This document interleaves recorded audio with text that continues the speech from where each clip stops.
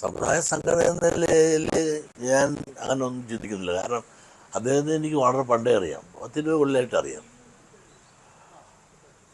ഏറ്റവും കൂടുതൽ അടുത്തറിയാൻ എനിക്ക് സാധിച്ചത് ഒരു 10-12 കൊല്ലമായിട്ട് വളരെ അടുത്തറിയാം. 20 കൊല്ലമായിട്ടും അറിയാവുന്നതാണ്. അപ്പോൾ SNDP എന്ന നിലയിലല്ല, അതുക്ക് മുമ്പ് തൊട്ടേ തന്നെ അദ്ദേഹത്തെ നല്ലപോലെ അടുത്ത് അറിയാവുന്ന ഒരാളാണ് ഞാനോട് നല്ല സൗഹൃദ ബന്ധമുണ്ട്. പിന്നെ അദ്ദേഹം ഒന്നാം തരം നല്ലൊരു കച്ചവടക്കാരനാണ്. ആ കച്ചവടത്തിൽ അങ്ങനെ സക്സസ് ആയ ആളാണ്. വിനയമാണ് പുള്ളിയുടെ മുഖമുദ്ര. ആരോടൊരു കുശുമ്പോ കുന്നായ്മയോ ഗ്രൂപ്പ് കളിക്കാനോ ഒന്നും താല്പര്യമുള്ള ആളല്ല. എല്ലാ അർത്ഥത്തിൽ പറഞ്ഞാലൊരു മാന്യൻ എന്ന് പറഞ്ഞാൽ എല്ലാ അർത്ഥത്തിലും ഒരു മാന്യനാണ് അദ്ദേഹം. പിന്നെ ഒരു സക്സസ്ഫുൾ, എല്ലാം വിജയിച്ച ഒരു വ്യവസായി എന്ന നിലയിൽ അദ്ദേഹം ഇതിലും വിജയിക്കുന്നതിൻ്റെ പ്രതീക്ഷ. കാരണം BJP കേരളത്തെ സംബന്ധിച്ചിടത്തോളം ഒരുപാട് ഗ്രൂപ്പിനകത്ത് ഗ്രൂപ്പും പരസ്പരം വിരുദ്ധമായ രീതിയിൽ നിന്നുള്ള കലഹങ്ങളും ഉണ്ടാക്കുന്നു എന്ന് ആള് പറയുന്നു. കുറേയെല്ലാം ശരിയാണ്, ഇല്ലെന്ന് അവർ പറഞ്ഞാൽ തന്നെ ഇതുണ്ടെന്നുള്ള എല്ലാവർക്കും അറിയാം. ഇത് എല്ലാം നിൽക്കുമ്പോൾ തന്നെ സെൻട്രലിൽ നിന്ന് അവരെ ഒരു ഗ്രൂപ്പിലും പെടാത്ത എല്ലാം കൊണ്ടൊരു മാന്യനായ ഒരാളായിരിക്കും നല്ലത് എന്ന് അവർ കരുതി. അദ്ദേഹം ഒരിക്കലും ഇത് ഇഷ്ടപ്പെട്ട് കാണുകയില്ല. കാരണം പുള്ളി കേരളമല്ല ഇഷ്ടപ്പെട്ടിരുന്നത്, അദ്ദേഹം കർണാടകമാണ് ഇഷ്ടപ്പെട്ടിരുന്നത്. സ്ഥാനാർത്ഥിയായി കണ്ടു നിന്നതും കർണാടകത്തിൽ നിന്നാണ്. വീണ്ടും കഴിഞ്ഞ പ്രാവശ്യവും കർണാടകത്തിൽ കിട്ടും എന്ന ധാരണയിലാണ് പുള്ളി ഇരുന്നത്. പക്ഷെ കൊടുത്തത് കേരളത്തിലായിപ്പോയി. അതുകൊണ്ട് അദ്ദേഹം നല്ല രീതിയിൽ BJP നയിക്കാൻ സാധിക്കും എന്ന് ഞാൻ പ്രതീക്ഷിക്കുന്നു. അതിന് ഞാൻ പ്രാർത്ഥിക്കുന്നു. ഒരിഞ്ഞ ഗ്രൂപ്പാണ് BJP-യുടെ എല്ലാവർക്കും അറിയാം. ഈ അധ്യക്ഷ സ്ഥാനത്തിന് വേണ്ടിയിട്ട് പോലും വലിയ ഗ്രൂപ്പുകളിലേക്ക് നടത്തി. ഇതിനൊക്കെ മറികടക്കാൻ രാജുവിനെ പോലുള്ള ഒരു വ്യവസായിക്ക്, ഒരു ടെക്നോക്രാറ്റിന് പറ്റുമോ? വ്യവസായി എന്ന് പറഞ്ഞാൽ അദ്ദേഹം വിജയിച്ച ഒരു വ്യവസായിയാണ്. തോറ്റൊരു വ്യവസായിയാണെങ്കിൽ എല്ലാത്തിനും തോറ്റു. അദ്ദേഹം തൊട്ടതെല്ലാം പൊന്നാക്കി വ്യവസായ രംഗത്ത്. അതുകൊണ്ട് തന്നെ നല്ലൊരു വ്യവസായി, വിജയിച്ചൊരു വ്യവസായിക്ക് ഈ രാഷ്ട്രീയം കൈകാര്യം ചെയ്യാൻ രാഷ്ട്രീയം അമ്മാനാടാൻ ആരും പറഞ്ഞു കൊടുക്കേണ്ടതില്ല. അതിൻ്റെ എല്ലാ പ്രായോഗിക ബുദ്ധിയും പ്രയോജനപ്പെടുത്തിക്കൊണ്ട് അത് നയിക്കാനും നടത്താനും അദ്ദേഹം സാധിക്കും. നിങ്ങൾക്കറിയാമല്ലോ, കഴിഞ്ഞ പാർലമെൻറ്റ് തിരഞ്ഞെടുപ്പിൽ തന്നെ കുറഞ്ഞ സമയമല്ലേ കിട്ടിയുള്ളൂ. കുറഞ്ഞ സമയം, ഒരു 2 മാസത്തിന് മുമ്പ് ആണ് അദ്ദേഹത്തെ തിരുവനന്തപുരത്ത് നിർത്തിയിരുന്നെങ്കിൽ രാജീവ് ചന്ദ്രശേഖരൻ ആ സീറ്റും കൊണ്ട് പോയത്. പക്ഷേ വളരെ അപ്രതീക്ഷിതമായി പെട്ടെന്ന് കൊണ്ട് നിർത്തി. ഒട്ടും സമയം കിട്ടിയില്ല, കുറഞ്ഞ സമയം കൊണ്ട് അടിച്ചു കയറില്ലേ. അദ്ദേഹം ഒരു തറവറ പറയാനൊന്നും പോയിട്ടില്ല. മാന്യമായ ഭാഷയും മാന്യമായ രീതിയിൽ പെരുമാറുകയും പറയുകയും ചെയ്ത് ജനഹൃദയങ്ങളിൽ അദ്ദേഹത്തെ കൊണ്ടെത്തിക്കാൻ സാധിച്ചു. അങ്ങനെ വോട്ട് നേടാൻ സാധിക്കും. അങ്ങനെ ഒരു കലഹപ്രിയനല്ല, അനാവശ്യമായിട്ട് ഒരു അപക്വമായ പ്രകോപനപരമായ വാക്കുകൾ പ്രയോഗിക്കുന്ന ഒരാളല്ല. മിതഭാഷിയാണ്. എല്ലാത്തിലും ഒരു മിതത്വവും മാന്യതയും പ്രയോഗിച്ച് മുമ്പോട്ട് പോകുന്ന ഒരു ശൈലിക്കാരനാണ്. അതുകൊണ്ട് തന്നെ ഇവിടുത്തെ എല്ലാ ഗ്രൂപ്പുകാരെയും സമന്വയിപ്പിച്ചും യോജിപ്പിച്ചും കൊണ്ടുപോകാൻ അദ്ദേഹത്തിന് തീർച്ചയായും സാധിക്കും എന്നാണ് ഞാൻ പ്രതീക്ഷിക്കുന്നത്. രാഷ്ട്രീയ പാർട്ടികളുടെ അമരത്ത് ഈഴവ പ്രാതിനിധ്യം വേണമെന്ന് എപ്പോഴും വാദിക്കുന്ന ഒരാളാണ് വെള്ളാപ്പള്ളി നടേശൻ. ആ സ്ഥാനത്തേക്ക് ഒരാൾ മാറുമ്പോൾ ശോഭാ സുരേന്ദ്രനെ പോലെയുള്ള ഈഴവ പ്രാതിനിധ്യം പ്രതീക്ഷിച്ചിരുന്ന സ്ഥാനത്താണ് ഇപ്പോൾ രാജീവ് ചന്ദ്രശേഖർ എത്തിയത്. പക്ഷേ ശോഭാ സുരേന്ദ്രനേക്കാളും മെച്ചപ്പെട്ട ഒരാളാണ് രാജീവ് ചന്ദ്രശേഖരൻ. ശോഭ നല്ല ആളാണ്. ശോഭാ സുരേന്ദ്രൻ നല്ലൊരു പ്രാസംഗികയാണ്. ആളുകളെല്ലാം കയ്യിലെടുക്കാൻ വളരെ മിടുക്കിയാണ്. പക്ഷേ ഇന്നത്തെ കേരളത്തിൻ്റെ രാഷ്ട്രീയ പരിതസ്ഥിതിയിൽ, BJP-യുടെ പരിതസ്ഥിതിയിൽ അവർക്ക് അനുകൂലമായും പ്രതികൂലമായും ഒരുപാട് ഘടകങ്ങൾ ഇവിടെ നിലനിൽക്കുമ്പോൾ അത് എല്ലാം ഇല്ലാതാക്കിക്കൊണ്ട് മുമ്പോട്ട് പോകാൻ എന്തുകൊണ്ടും രാജീവ് ചന്ദ്രശേഖരനായിരിക്കും മെച്ചം. ശോഭ മാത്രമല്ല, ഒരു ഡസൻ ആഗ്രഹിച്ചിട്ടുണ്ട്. ശോഭ നല്ലൊരു കാൻഡിഡേറ്റ് ഞാൻ നല്ല പ്രാസംഗികയാണ്. വോട്ടർമാരെ കയ്യിലെടുക്കാനും വോട്ട് മേടിക്കാനും അവർക്ക് നല്ലപോലെ അറിയാം. പാലക്കാട്ട് നിൽക്കുമ്പോഴായാലും ഇവിടെ വർക്കല നിന്നപ്പോഴായാലും ഇവിടെ നിന്നപ്പോഴായാലും അവരുടെ കഴിവ് അവർ തെളിയിച്ചിട്ടുള്ളതാണ്.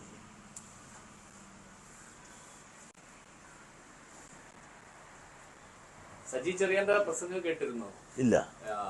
പെൻഷൻ പറ്റിയവരാരും ജീവിച്ചിരിക്കുകയാണ്, അവർക്ക് ആയുസ് കൂടുതലാണ്, മരിക്കുന്നില്ലെന്നാണ് സജി ചെറിയാൻ പറയുന്നത്. അതൊക്കെ ഒരു തമാശ പറഞ്ഞായിരിക്കും. കാരണം പ്രായം കൂടിയവരാരും പെൻഷൻ പറ്റിയിട്ട് മരിക്കുന്നില്ല എന്ന്.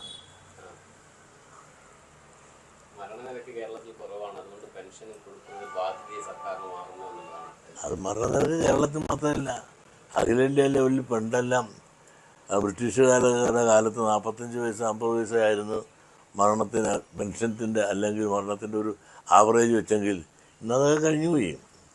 ആധുനികമായ ചികിത്സാ രീതികളും മറ്റെല്ലാ സംവിധാനങ്ങളും വന്നപ്പോൾ ആയുസ് വളരെ വർദ്ധിച്ചു. പണ്ട് 60 വയസ്സ് വരെ ജീവിച്ചിരിക്കുന്നു എന്ന് പറഞ്ഞാൽ അത് വലിയൊരു കാര്യമാണ്.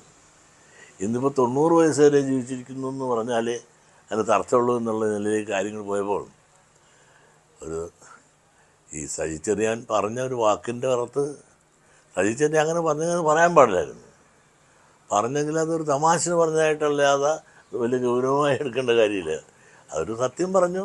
ആൾ ഇഷ്ടംപോലെ പെൻഷൻ കൊടുത്ത് കാശ് പോകാൻ മുടിയുന്നുണ്ട് എന്നുള്ളത് നേര് തന്നെയാണ്. അതുകൊണ്ട് ആളുകളെല്ലാം ചത്തു കിട്ടണമെന്ന് നമുക്ക് പറയാൻ സാധിക്കുമോ? ഇവിടുത്തെ രാജ്യത്തെ രോഗചികിത്സയുടെയും മറ്റ് സംവിധാനങ്ങളെല്ലാം വർദ്ധിച്ചതോടുകൂടി ആയുസ് വർദ്ധിച്ചു. അത് ആരുടെയും കുറ്റമാണെന്ന് പറയാൻ സാധിക്കില്ല.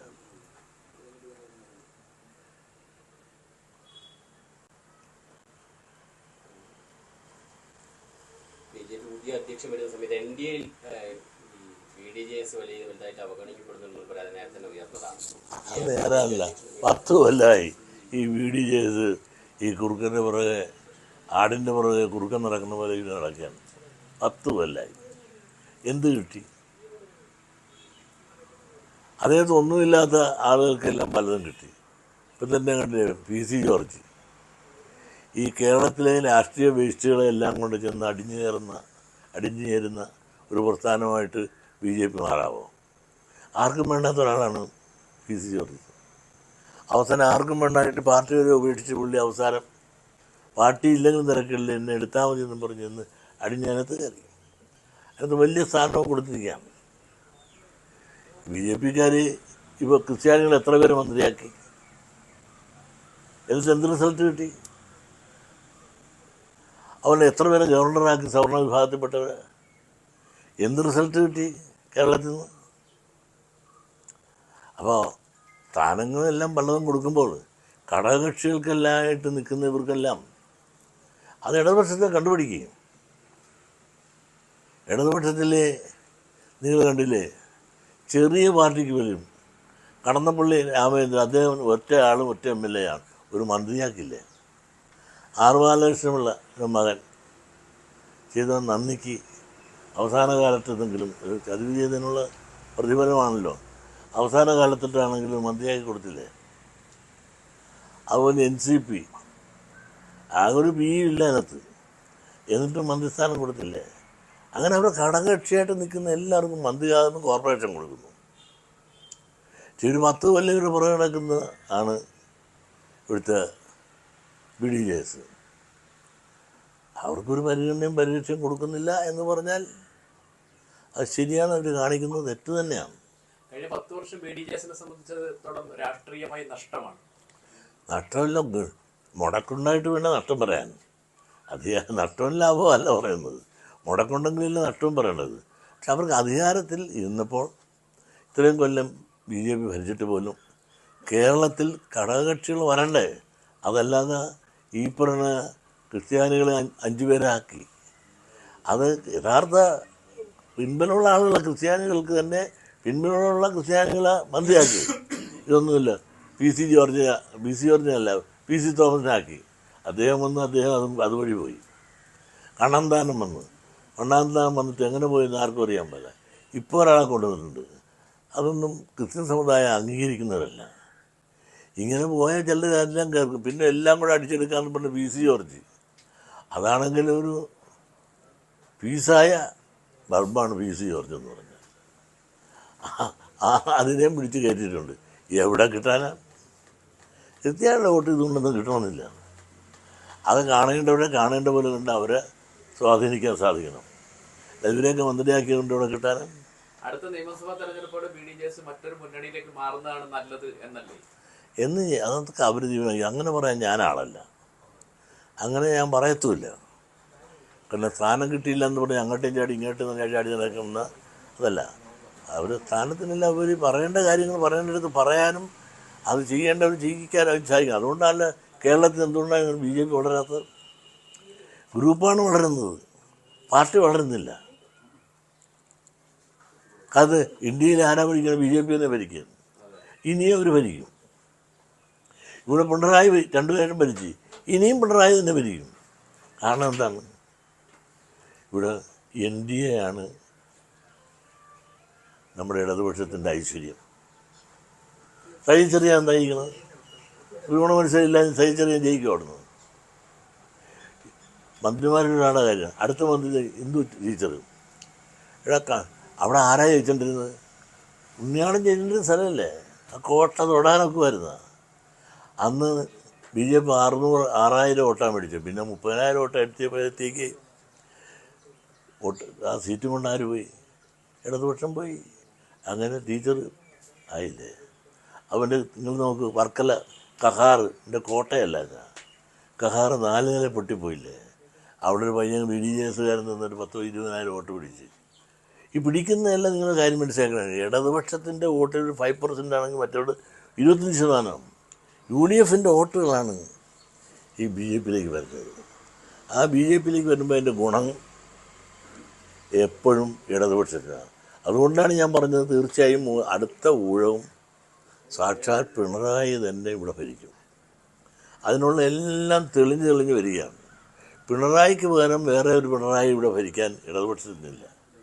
അത് മോഹിച്ച് വേറെ അവർ പൊളിറ്റിക് ബ്യൂറോ പറയണം, ഇനി പിണറായി വേണ്ട വേറൊരാളിരിക്കട്ടെ എന്ന് സീറ്റ് കിട്ടിക്കഴിഞ്ഞിട്ട് വെച്ചിട്ട് വേറെ ആരെങ്കിലും പ്രേതങ്ങളെ കൊണ്ട് വെച്ചാലുണ്ടല്ല, കാരണം 6 നില പൊട്ടിത്തെറിച്ചിരിക്കും. ഇന്ന് എല്ലാത്തിനെയും കൂട്ടി ഇണക്കി കൊണ്ടുപോകാനും അതുപോലെ ആജ്ഞാശക്തിയും അഡ്മിനിസ്ട്രേറ്റീവ് കപ്പാസിറ്റിയും ഉള്ളത് ഇന്ന് പാർട്ടിയിൽ ഒറ്റ ആളേ ഉള്ളൂ, പിണറായി വിജയൻ മാത്രമേ ഉള്ളൂ. നിങ്ങളെല്ലാം പറയും ഏകാധിപതിയാണ്. ചില കാര്യങ്ങളിലെ ഏകാധിപത്യം ജനാധിപത്യത്തിന് അനിവാര്യമാണ്. ജനാധിപത്യം എന്ന് പറഞ്ഞാൽ പലപ്പോഴും ഏകാധിപത്യത്തിന് വിധേയമായിട്ടുള്ളതായിരിക്കണം ഏകാധിപത്യം. യഥാർത്ഥ ജനാധിപത്യം എന്താണ്? യഥാർത്ഥ സ്വാതന്ത്ര്യം എന്ന് പറഞ്ഞാൽ എന്താണ്? ചില നിയന്ത്രണങ്ങൾക്ക് വിധേയമായിട്ടേ യഥാർത്ഥ സ്വാതന്ത്ര്യം ഉള്ളൂ. അതുകൊണ്ട് നിങ്ങളെല്ലാം ഒരുപാട് മെനക്കെടണ്ട. പിണറായിയെ ചീത്ത പറഞ്ഞേണ്ട കാര്യമില്ല. ഇടതുപക്ഷം തന്നെ അടുത്ത് ഭരിക്കും. അത് നമ്മളാരെയും കൊണ്ടല്ല, മറുഭാഗം ബലഹീനമാണ്. കോൺഗ്രസിന് എത്ര കഷ്ടമാണ് മിസ്റ്ററെ, തമ്മിൽ അടിച്ച് തലകയറി കിടക്കുകയാണ്. ആരായനത്ത് ഒരു 5 പേരാണ് ഇപ്പോൾ മുഖ്യമന്ത്രിയാകാൻ നടക്കുന്നത്. ഇങ്ങനെയൊക്കെ നിൽക്കുമ്പോൾ എവിടെ എത്തും? പരസ്പരം കാലുവാരാൻ പരസ്പരം മത്സരിക്കുകയാണ്. ഒരു നേതാവ് അവർക്കുണ്ടോ? ഇല്ല. APCC പ്രസിഡന്റ് എന്ന് പറഞ്ഞാൽ അപ്പം അതിനെതിരായിട്ട് UDF കൺവീനർ പറഞ്ഞിരിക്കും. ഈ ആശാസമരത്തിന് മുന്നിൽ ഇപ്പോഴും സംസ്ഥാന സർക്കാർ അയയുന്നില്ലല്ലോ. പക്ഷെ അവരൊരു കാര്യം ചെയ്യേണ്ടതായിരുന്നു. ആശാവർക്കന്മാരാരായാലും തിരക്കല്ല, അവരിപ്പോൾ ഒരു സമരമുഖത്താണ്. അവരുമായിട്ടൊരു സമന്വയത്തിന് ഒരു ശ്രമം നടത്തുന്നൊരു പരാജയമായി കണ്ടില്ല. ജനാധിപത്യത്തിൽ സമരം ചെയ്യാനുള്ള അവകാശം എല്ലാവർക്കും ഉണ്ട്. പിന്നെ അവരെ സംബന്ധിച്ചിടത്തോളം ജീവിക്കാൻ വേണ്ടിയിട്ടുള്ള സമരമാണ്. പക്ഷെ അവരെ ജീവിക്കാൻ വേണ്ടി പണം കൊടുക്കാൻ ഖജനാവിൽ കാശില്ലാത്തതുകൊണ്ടാണ് ഗവൺമെൻറ് ഇങ്ങനെ ഒളിച്ചു കളിക്കുന്നത്. അവർക്ക് കൊടുക്കാൻ പണം വേണ്ടേ? അപ്പോൾ പണം കൊടുക്കാൻ ഇല്ലാത്തതുകൊണ്ട് സർക്കാർ ഇങ്ങനെ ഒരു അയഞ്ഞ സമീപനം കാണിക്കുന്നു. പക്ഷേ നമുക്ക് എന്തുകൊണ്ട് അവരോട് എന്നെ സംബന്ധിച്ചിടത്തോളം അവരോട് കരുണ കാണിക്കണമെന്നുള്ളതാണ് എൻ്റെ അഭിപ്രായം. ഈ കരുണ കാണിക്കണമെന്ന് പറഞ്ഞാൽ കാശ് കൊടുക്കാൻ ഇല്ലാത്തത് കൊണ്ടാണ് കരുണ ഇല്ലാത്തതെന്നാണ് പറയുന്നത്. എന്തുമാകട്ടെ, ആ പാവങ്ങളായ സ്ത്രീകൾ ഇന്ന് മഴയും വെയിലും ഒക്കെ കൊണ്ട് പട്ടിണിയൊക്കെ കിടന്ന് വളരെ കഷ്ടപ്പെടുന്നത് കാണുമ്പോൾ നമുക്ക് ഏത് മനുഷ്യൻ്റെയും മനസ്സ് അലിഞ്ഞു പോകുന്ന ഒരവസ്ഥയാണ് നമുക്ക് കാണാൻ സാധിക്കുന്നത്. കൊടിക്കുന്നിൽ സുരേഷ് ഇന്നലെ ഒരു പരാതി പ്രസംഗത്തിൽ പറഞ്ഞിട്ടുണ്ടായിരുന്നു, കോൺഗ്രസിൽ പരിഗണിക്കപ്പെടുന്നില്ല. അത് ഇന്ന് ഇപ്പം തുടങ്ങിയതല്ലല്ലോ, ഒരുപാട് നാളായി ഞാൻ പറയാനായിട്ട്. പിന്നോക്ക വിഭാഗമായതുകൊണ്ട് ഒരു അവഗണന നേരിടുന്ന രീതിക്കാണ്. അല്ല, കൊടിക്കുന്നിൽ ഒരുപാട് നാളായി പറയുന്നുണ്ട്. അദ്ദേഹത്തിനെ KPCC പ്രസിഡൻ്റാക്കാഞ്ഞത് കാലം തൊട്ടും അതിക്ക് മുമ്പ് അവസരം കിട്ടാഞ്ഞത് തൊട്ടും പരിഗണന കിട്ടുന്നില്ല. അദ്ദേഹം ഒരുപാട് പ്രാവശ്യം നിന്ന് ജയിച്ച ആളാണ്. പക്ഷെ അതൊക്കെ അവരുടെ കോൺഗ്രസിനകത്തെ കാര്യമല്ല. അത് നമുക്കെന്ത് പറയാനൊക്കെ. കോൺഗ്രസ് കൊടുക്കാത്തതിൻ്റെ കാര്യം അവരല്ലേ മറുപടി പറയണത്. കൊടിക്കുന്നിൽ കിട്ടുന്നിട്ട് ജയിച്ചു എന്നുള്ളതുകൊണ്ട് ഇങ്ങനെയൊക്കെ ജയിച്ചവർക്കെല്ലാം കൊടുക്കണമെന്ന് നിർബന്ധമുണ്ടോ കോൺഗ്രസിനകത്ത്? കോൺഗ്രസിനകത്ത് വേറൊരു നയമാണ് അതിനകത്തുള്ളത്.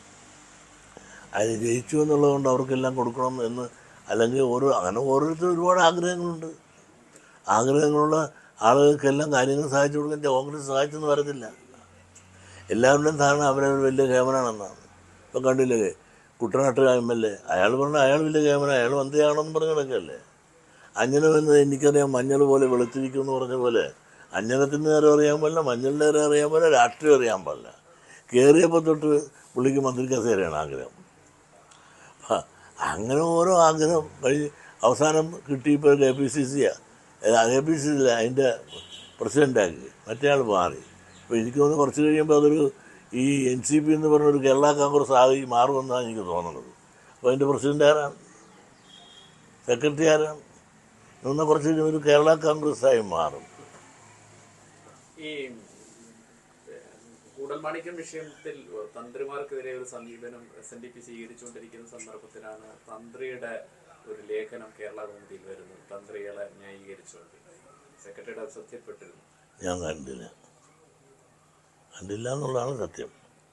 അത് കുറച്ച് ദിവസമായിട്ട് ചെറിയൊരു അസുഖമൊക്കെ വിട്ടുകൊണ്ട് ഞാൻ പത്രങ്ങൾ കാരണം നിങ്ങൾ വേണ്ടത്ര സമയത്തിലേക്ക് പത്രം വരുന്നുണ്ട് സമയത്തിലേക്ക് വായിക്കാനൊന്നുമില്ല. എൻ്റെ ചികിത്സാ രീതി അല്ല, ഏത് പത്രത്തിൽ വന്നാലും വന്നില്ലെങ്കിലും തന്ത്രിമാരുടെ എല്ലാ കാര്യങ്ങളും ന്യായമാണെന്ന് പറയാനൊക്കത്തില്ല. ന്യായമായ കാര്യങ്ങൾ പറഞ്ഞാൽ ന്യായമാണെന്ന് പറയാം. കുടൽമാണിക്യത്തിൻ്റെ കാര്യത്തിൽ എത്ര തന്ത്രിയും മന്ത്രിയും പറഞ്ഞാലും നമുക്ക് ഉൾക്കൊള്ളാനൊക്കത്തില്ല. അത് കേരള കൗമുദിയല്ല, ഏത് കൗമുദി പറഞ്ഞാലും ആ പറച്ചിലിനോട് നമുക്ക് യോജിക്കാനൊക്കത്തില്ല. മാത്രമല്ല, നിങ്ങളൊന്ന് ആലോചിക്കും, ക്ഷേത്രപ്രവേശം ഉണ്ടായി എന്ന് പറഞ്ഞാൽ ഇന്നും ക്ഷേത്രപ്രവേശം ഉണ്ടായിട്ടില്ല. പക്ഷേ ഇന്ന് എത്രയോ വാർഡുകളിൽ ക്ഷേത്രത്തിൽ ശാന്തിയായിട്ട് നിയമനം കൊടുത്തിട്ട് പോലും ശാന്തി ജോലി ജയിക്കാതെ അവർ പോയി കഴകത്വമായിട്ടും ക്ലാർക്കായിട്ടും ജോലി ചെയ്യുന്ന അവസ്ഥ ഇന്ന് ഇവിടെ നിലനിൽക്കുന്നില്ലേ? ഇവർക്ക് അങ്ങനെ നിഷേധിക്കാൻ സാധിക്കുമോ? ഇപ്പോൾ തിരുവിതാംകൂറിൽ തന്നെ നിങ്ങളൊന്ന് ആലോചിച്ച് നോക്ക്, മതേതരത്വം വേണം ഇവിടെ എന്നെല്ലാം നമ്മൾ പറയും. അവിടെയെല്ലാം ശാന്തി നിയമനം നടത്തണമെന്നുണ്ടെങ്കിൽ മലയാളം ബ്രാഹ്മണരായിരിക്കണമെന്ന് പറഞ്ഞ് അഡ്വർടൈസ് ചെയ്യുന്നത് ശരിയാണോ? തെറ്റല്ലേ? ഇന്ത്യൻ ഭരണഘടന അനുസരിച്ച് അങ്ങനെ ചെയ്യാമോ? അതിനെ ക്വസ്റ്റ്യൻ ചെയ്തിട്ട് പോലും ഗവൺമെൻറ് അതിനനുകൂലമായൊരു പദ്ധതി പോലും വെച്ചിട്ടില്ലല്ലോ. അങ്ങനെ ഒരുപാട് വൈരുദ്ധ്യങ്ങൾ, യോജിപ്പിൻ്റെ ഇടയ്ക്ക് തന്നെ വളരെ വൈരുദ്ധ്യങ്ങളുടെ നിലനിൽപ്പുണ്ട്.